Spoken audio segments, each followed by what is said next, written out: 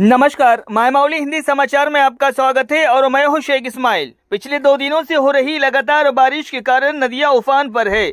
बेला मंडल के पैनगंगा जलग्रह क्षेत्र के लोग एक बार फिर से दहशत में है। पिछले 2 दिनों से बाढ़ की यादें ताजा हो गई है, जिसमें पैनगंगा के उफान के कारण हजारों घर और हजारों एकड़ जमीन तबाह हो गई थी। सांगड़ी, भेदोड़ा, कामगारपुर, गुड़ा और मनियारपुर गांव के किनारे से स्थित पैनगंगा में उफान जारी है। इस वजह से भेदोड़ा, गुड़ा और मनियारपुर गांव के लोगों का आना जाना शाम तक बंद रहा।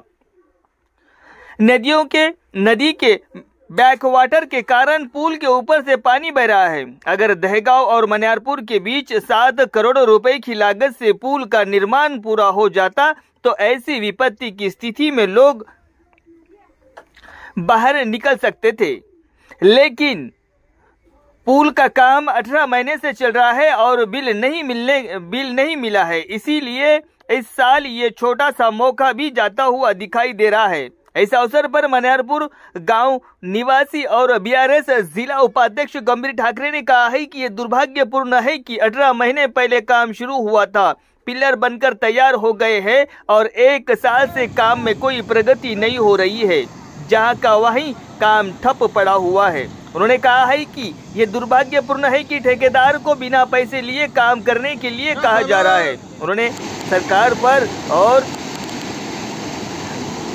विधायक और आमदार पर टिप्पणी की। उन्होंने कहा है कि ऐसी आपदा की स्थिति में भी जिला कलेक्टर को इस पुल को आपातकालीन कार्यों के अंतर्गत लेकर काम पूरा करने और लोगों को सुविधा प्रदान करने की पहल करनी चाहिए।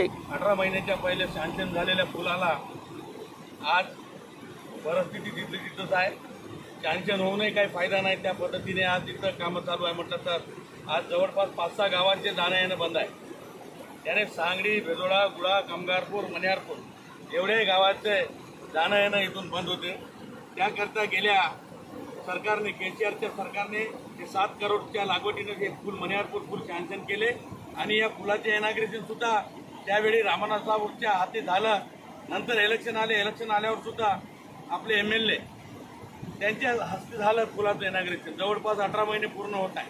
18 महिने पूर्ण होत आहे की ठेकेदारानं काम केलं, कुठवरी काम केलं म्हटलं तर पिलराचं काम कंप्लीट झालं आणि स्लॅबचं काम आहे। तर या कामासाठी या सरकारने पैसे न दिल्याने ठेकेदाराला विचारलं तर काम काऊन नाही चालू करता येईल बाबा म्हटलं तर तो म्हणते मला पेमेंटच नाही होत आहे, मी केलेल्या कामाचे पैसेच नाही येत आहे, तर मी का करू म्हणून तो ठेकेदार सांगत आहे। मला एकच म्हणायचं आहे, इथील एमएलएना, एमपीना इथं राजकारण कोण कुठं का करतं हे कोणाला समजत नाही। कारण केलेल्या कामाला मग काम पुरं का नाही होत त्याच्या मागे लागायची जिम्मेदारी जेव्हा जिंकून येते त्या एमएलए असू द्या, एमपी असू द्या त्यांची असते। त्यांना या लोकांची असू द्या, या केलेल्या त्यांनी इनॉग्रेशन केलेल्या कामाला तरी त्यांना जरुरी पाहिजे ना का काम पुरे का नाही होत आहे बाबा। मग या कामाच्या मागे लागून बिल नाही भेटत आहे, त्या ठेकेदाराला बिल भेटा लावून काम पूर्ण केलं तर या लोकांचे जाणं येणे, शाळेत जाणारे मुलांचं असू द्या, कोणी पेशंट बिमार पडलं तर त्या लोकांचं असू द्या, या 5-6 गावाचं, गंगाबेलच्या गावाचं जाणं येणं बंद आहे।